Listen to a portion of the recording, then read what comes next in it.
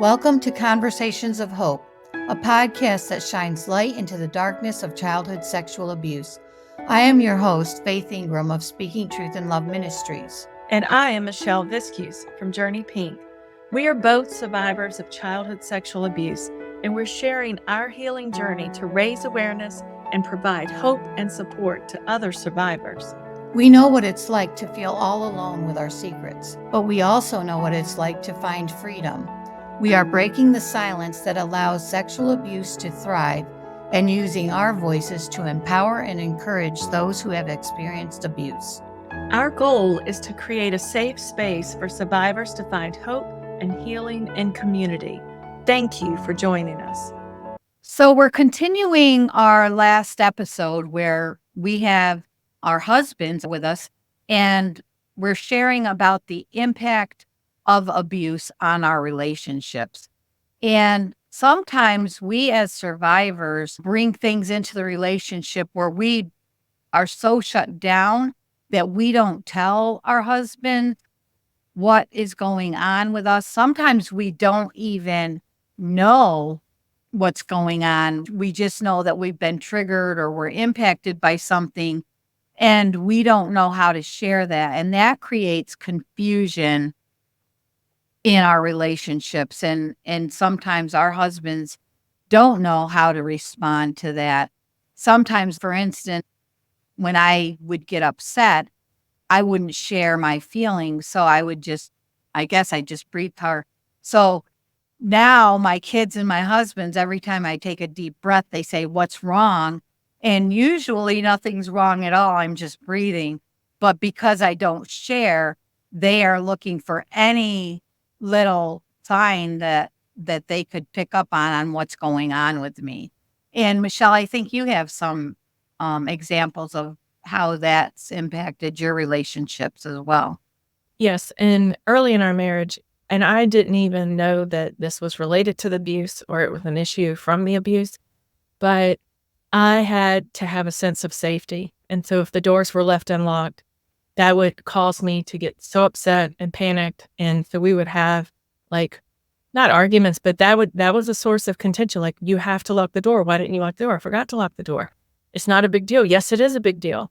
But for me, and I didn't recognize that as, an issue that I had or something that was from my past causing me issues. I recognized as, why can't he just lock the door? Why can't he make sure?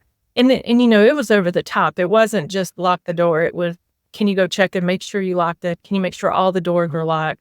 But that was because I struggled with a sense of safety, and I needed to know that I was going to be protected, and I had to make sure everything was just so. Another example was feeling like I left a candle burning, and he got to the place where I would get out of bed and drive to my office to make sure I didn't leave a candle burning. And he eventually sometimes would just get up for me and go do it because he knew I wasn't going to sleep or I was going to get out of bed and go do it. And that, again, is from that doomsday thinking that something's going to burn down. And all of a sudden, it's 2:00 in the morning and I'm overwhelmed with this sense of doom that something bad is about to happen. And the only way I can get past it is to make sure that it's not going to happen. And in that moment, I'm sure you're like, what is wrong with her? But I'm also asking myself, I can't help it. I don't know what's wrong with me. I just need to know that the candle's not burning and we can all go back to sleep. And so that was an example. But one of the really big ones was, and again, I didn't know that this was happening from the abuse. I didn't realize that I was even doing it until I went to counseling as a 40-year-old woman and found out that I would dissociate and I would have this. It's almost like you get overwhelmed, and the minute you get overwhelmed, you check out. And I can still function. I can shake my head and nod and have a conversation with you and be like, yeah, that sounds good to me, but I'm not taking in any of the information that you're telling me. So obviously that's a big deal when you're making plans with your husband or you're agreeing to do something. And so there were many times that we would have arguments like, we've had this conversation. I told you this. And I'm sincerely looking at him like, I have no idea what you're talking about. And it wasn't because I wasn't paying attention. I didn't even realize I left the building. Like, I didn't even realize I wasn't part of the conversation. And it wasn't until I was in counseling that I realized that was because those defense mechanisms and coping mechanisms that I had to develop as a child to survive, they were still functioning in my life as an adult as if I needed them. And once I realized why it was happening and that I didn't need that to happen anymore, like, it doesn't happen as often anymore, hardly ever. And I certainly can't will it to happen. But had he known this is what's happening, she really doesn't remember this conversation. And this is why. And had I known, I could explain. I don't, I was dissociated. I did not realize that we had talked about this. And it was important stuff. It was things, whatever it was, it would get me to the point of now I'm overwhelmed. We're talking about something that's overwhelming me. And so I'm just going to check out. And the thing is, people who have experienced abuse and who have experienced that and the fear and the doomsday thinking, those were three big things that I would say probably caused a lot of friction in our early marriage. But neither one of us knew that there was a source. There was a reason I was doing this thing. Yeah. Now, like, I think one of the great things, Michelle mentioned counseling, one of the great things for her was as she went through counseling, she was educated in things, how this affected her and things that would be brought to light that she could help understand. This is the way I might act the way I act or react the way I am reacting. So those were helpful to her. I know as she went through counseling, she shared those things with me. It brought a greater education then to our relationship of things that we could both be aware of. She mentioned a lot of the kind of the tension points that we would have, things she struggled with. And as a husband, my obligation is to love her. We think of the love chapter, and love is patient, love is kind. And we want to do those things as a spouse for our wife. And especially as she's trying to navigate this, we want to navigate that with her. And the only way we can do that is to show love, to show empathy, show support as she kind of becomes aware of these things. And so that it can help our marriage grow better and grow stronger. And so, we went through hiccups but it was, a lot of it was a sense of ignorance and just not being aware of the impact that sexual abuse had on her life and the patterns that brought to light the way she would act or the way she lived her life. And those are things that I had to become aware of as a spouse and try and support her and understand and come alongside her. And we learned to grow from those. And instead of being a point of contention, they became opportunities for growth, because that's, in the end, Jesus wants us to grow in our relationships with him individually and collectively as a husband and wife. And so those were all things that made our life better. I mean, of course, they were struggles, and they were, in the moments, they were tough to acknowledge and deal with and struggle through, but they have made our life better. And so that's a way as husbands, we can certainly show support to our wives as victims of sexual abuse. Yeah, and I think, showing support to our wives, I think that's one of our greatest responsibilities as a husband. And Faith and I, when we do our conferences or we're speaking at a church, I'll often go to Ephesians 5 and talk about that husband and wife relationship, which is triggering for a lot of abuse survivors, especially those that have gone through domestic violence situations. But in that passage, I think so often we've taught it almost the opposite of what God really is saying in the passage. So often you go there and it's wives, submit to your husband, and the husband, you're the head of the home. Okay. And you focus on those things and you miss the heart of what God's really saying.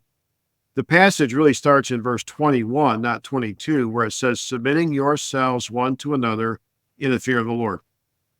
That verse is saying that every one of us as believers are supposed to be submissive. That means men, we are supposed to be submissive. Submitting yourselves one to another. It's not talking about us submitting to God. It's talking about us submitting to each other. submitting yourselves one to another in the fear of the Lord. That also includes husbands. I mean, when's the last time we've been in a church where the preacher said, husbands, submit to your wife? It's in verse 21. There's no disclaimer in verse 21 that says, unless you're the husband, because in that case, you don't have to submit to your wife. Submit yourselves one to another includes husbands being submissive to their wife and wives being submissive to their husband. It's a mutual thing. Respect is mutual. Love is mutual. There's no verse in that passage that says, wives, love your husbands, but we all know God intends the wife to love her husband. But the thing I want to get to here is the part, I think one of the most important part of the husband is to love his wife. We've all heard that part, but what does it mean? Husbands, love your wife even as Christ loved the church, gave himself for it. Well, the key to understanding what it means is understanding the relationship of Christ with the church. Husbands, love your wife even as. So in the same manner that Christ loved the church. Well, what did that look like? You remember where Jesus gathered his disciples together on one occasion, and he specifically said to them, you guys know, this is a little bit of a paraphrase. He didn't say you guys, but you guys know how that those in authority among the Gentiles lord it over them. He says, it shall not be so among you. He specifically told them as men, you're not to lord it over each other. That includes men over their wife. And yet so often, I'm saying this in quotes, the biblical model that's taught is the husband is the king of his castle and the wife's just supposed to do everything she's told. That's a pagan model. That's not a biblical model. You remember the passage where Jesus washes the disciples' feet. He said, if I have washed your feet, you should do it to each other. In another place, he says, even as the Son of Man came not to be ministered unto, but to minister. When it says, husbands, love your wives, even as Christ loved the church, it means in the same way, and the way Christ loved his church was to minister to the church. Jesus said that we are to be the servant of all. You know, when he's talking about the least and the greatest, and they were debating over who's the greatest in the kingdom of heaven. And if you want to be the greatest in the kingdom of heaven, be the servant of all. Well, that all fits into this model of one of the most important things a husband is to do to his wife is minister to her, care for her. In one of my favorite examples to illustrate this is actually a pastor I used to know whose wife had dementia, and he was actually taking care of her at home, doing personal care and everything. And another friend of mine had a wife with frontal lobe dementia, and so the two were comparing notes one day on the phone. And this particular pastor said to a friend of mine, he said, I know that I love my wife now more than I ever have. And he said, for the longest time, I couldn't figure out why. And then he said, it dawned on me one day, it's because I'm serving her. When we minister to our wife, our love for her increases. When we disrespect our wife, when we belittle our wife, when we see our wife only as a servant to us, our love for her decreases. And for a husband who have a wife who's gone through abuse and she's having a lot of struggle, one of the things we have to understand as men and as husbands is, and this may be something we hadn't planned on doing when we got married.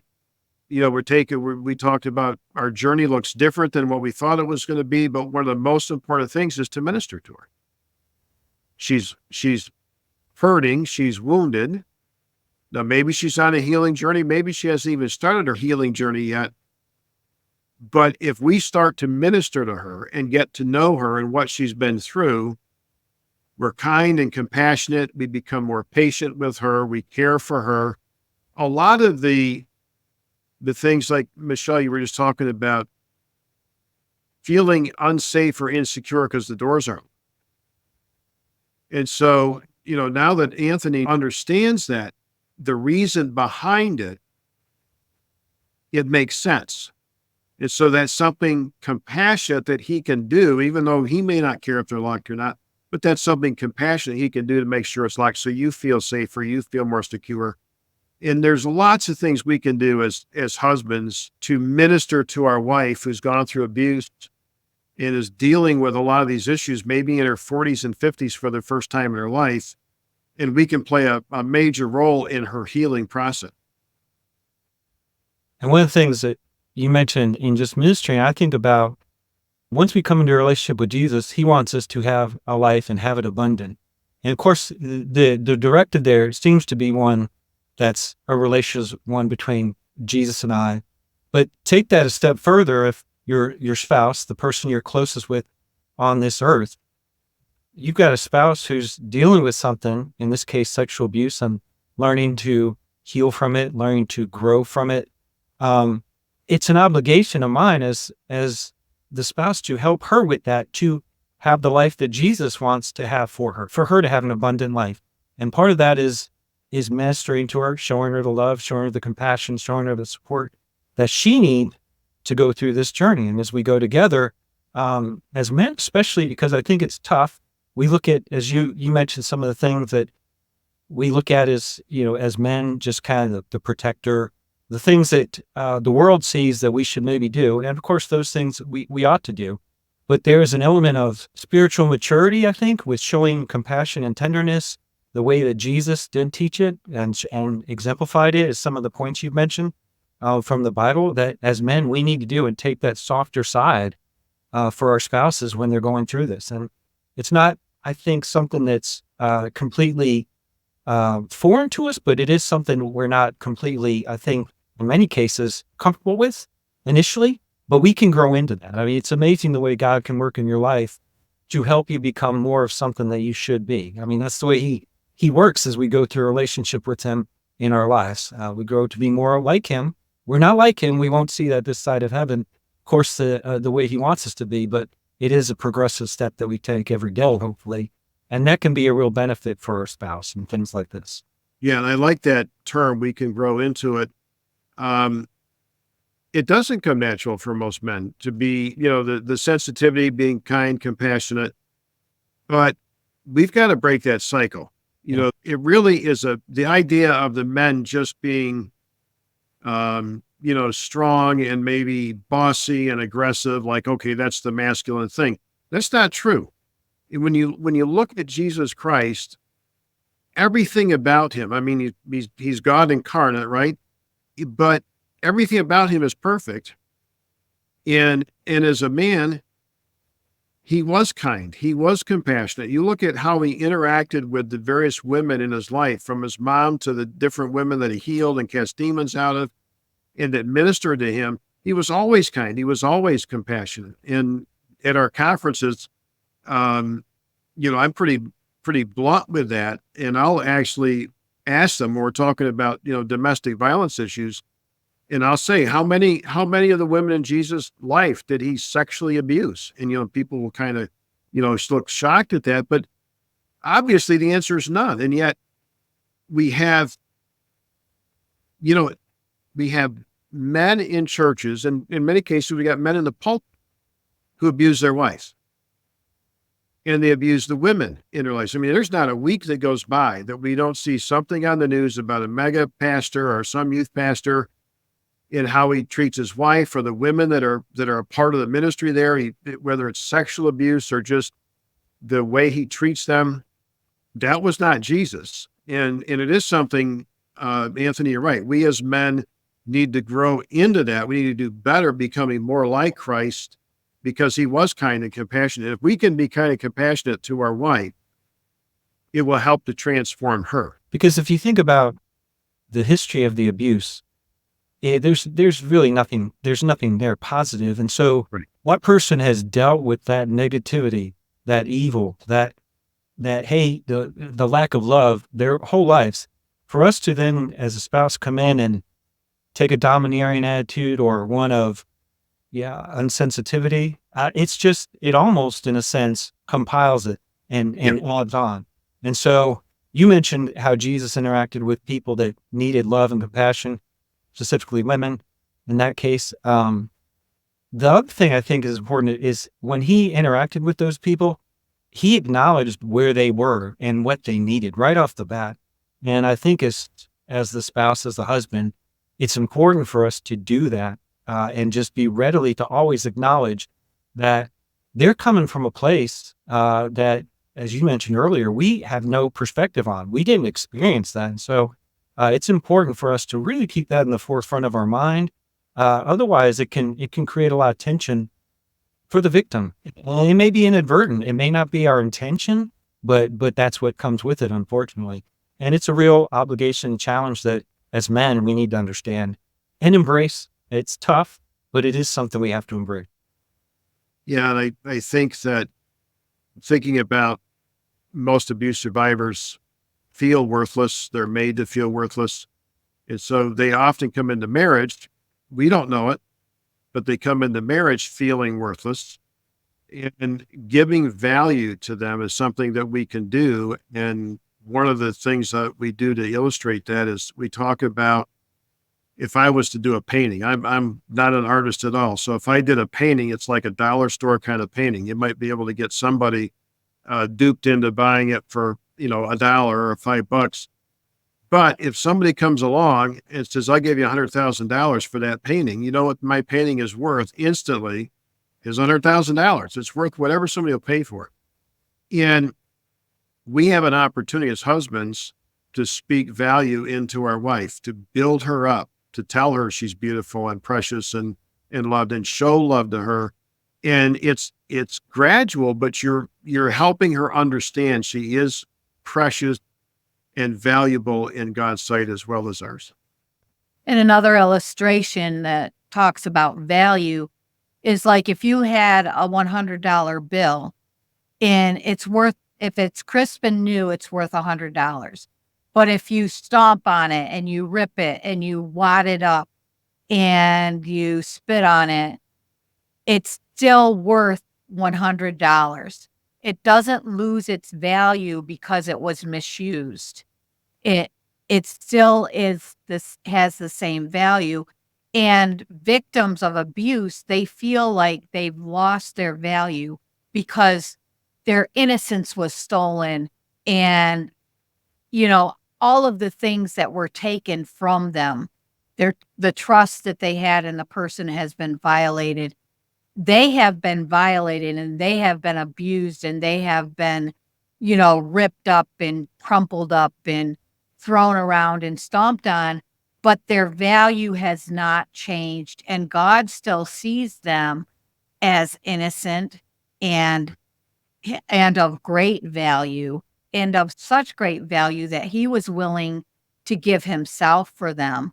And we have to recognize that victims do feel like they're worthless, like because they've been stomped on, they've been crumpled up, they've been hurt and torn apart and shattered into pieces, but they still have the same value before God. And we need to show them that they are valuable and they do matter, and that they are lovable. Which is, I think, an important point, Faith, to remember that when you describe it that way, and what the Bible says about value to all, like he laid down his life for all of us, makes the imperative just that much greater for us to speak about this. Because this issue it's like we are putting it on the back burner. It's like we're trying to hide it, and it does not give any value collectively Right. to survivors as a group, individually to each individual person that has experienced this. And I can just envision God in heaven just a bit disappointed in that Yes. we don't bring this out further to get the healing that people need and the accountability that people need to have. And so when you talk about value, and no matter if the $100 bill is old, crumpled up, or brand new and crisp, God still appreciates that $100 bill, and he wants us to each do our part to make that person value. And we have to do our best to talk about this.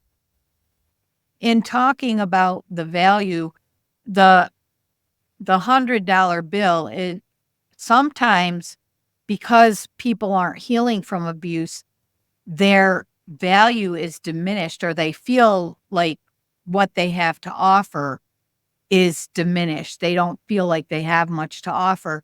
But when we pick up people and say, you know what, you still are valuable, even though you've gone through whatever you've gone through, and help them through their healing process so that they can live up to the potential that God has given them.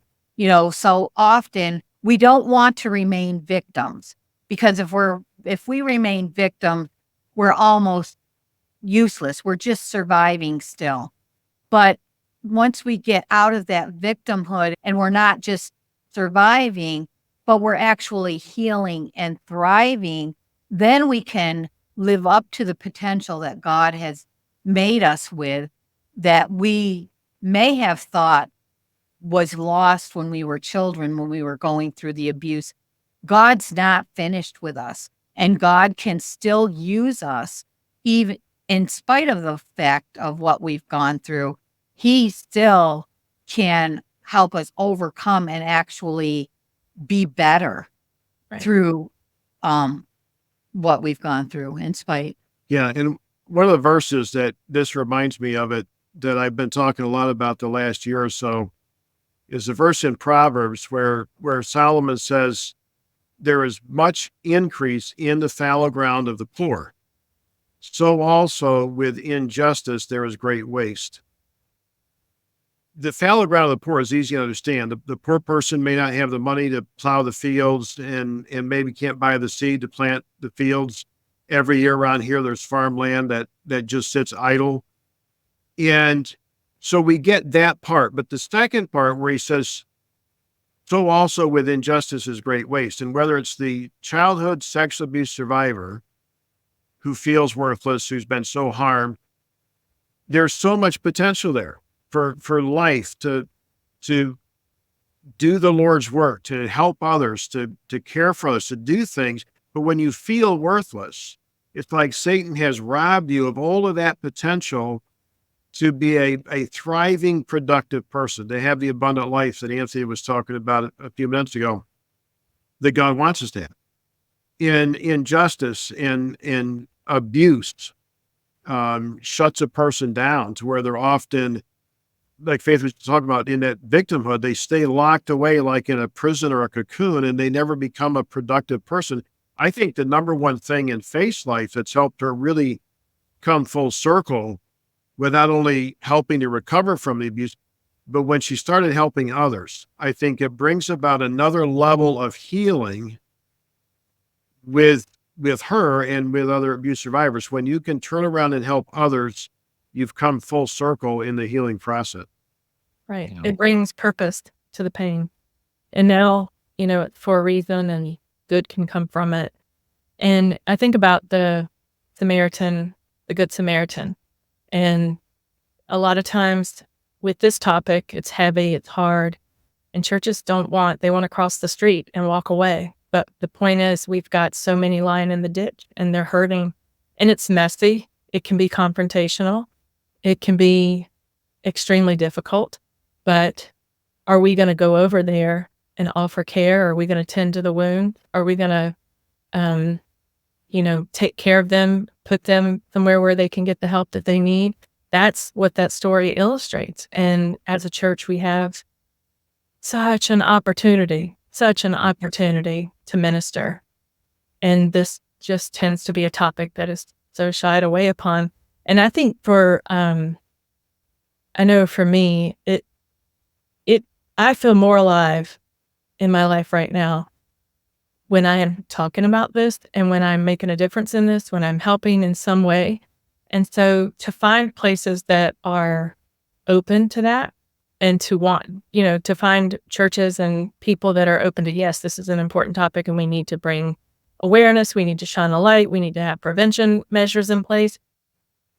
That is heartwarming to a survivor. Like, that kind of care and concern. It doesn't mean that the pastor has to learn everything and stand up and talk about it every Sunday. It just means that he has to open the environment up and say, this is an important topic. I'm going to bring in people that are willing to talk about it and can address it. That kind of thing. It's just, I think we are missing a big part of ministry by avoiding this huge topic that you said, like you said, is in the news every day. So we're officially saying to all of the church leaders out there that might listen to this that we're all for willing to come and speak. Just ask. Thank you so much, everybody, for sharing today. And I think we will have a part 3 of this discussion, because I think it's important that we bring in some of the different aspects of even how we walk through educating our children on these issues and walking with them as we're going through the healing journey and dealing with these difficult issues. We hope this podcast is a source of comfort and inspiration for those who are struggling with the aftermath of childhood sexual abuse. Thank you for joining us on this journey of hope and healing. Please be sure to subscribe and check out our show notes for more information. See you next time on Conversations of Hope with Faith and Michelle.